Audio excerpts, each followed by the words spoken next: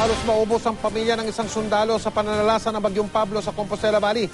Nasawi, parehong namatay ang kanyang mga magulang, ang kanyang 3 kapatid, habang 2 pa niyang kapatid ang nasa ospital.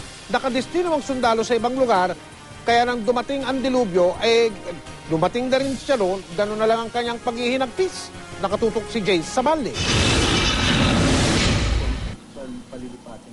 Matapang at matatag ang karaniwang paglalarawan sa isang sundalo.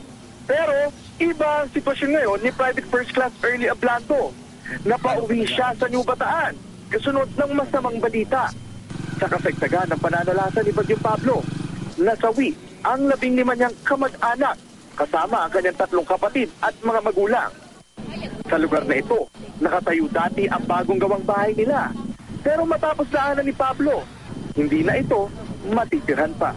Yung bahay na pinatayo ko, sir, kumbaga para maganda yung tirahan nila. Ngayon sana na buwan lisingan. Tapos lahat na mga relatives namin punta sana sa bahay. Asan na yung bahay ngayon? Wala na, sir. Tinanay.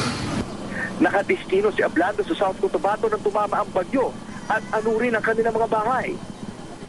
Kasama ang kanyang tsuhi, sila na ang nagukay sa lugar na ito. Matapos ang ilang araw na pagbabaka sakali, natagpuan niya mismo ang labi ng kanyang 3 kapatid at lola. Ano mamimiss mo sa kanya? Lahat-lahat, sir. Kanina, nagtungo siya sa grandstand para mapapirmahan ang death certificate ng kanyang mga kaanak. Marami rin nakapila para naman kumuha ng relief goods. Bukod sa 15 kaanak na nasawi, nasa ospital pa ngayon ang 2 kapatid ni Ablando. Sa akin sana, kung nasaan man sila, sa akin lang masaya rin sila. Tulad ng nangyari. So itutuloy mo pa rin ba ang servisyo mo? Itutuloy ko, sir, kasi wala naman akong anak buhay na kung magbitiyo ako sa servisyo. Paano na yung mga kapatid ko?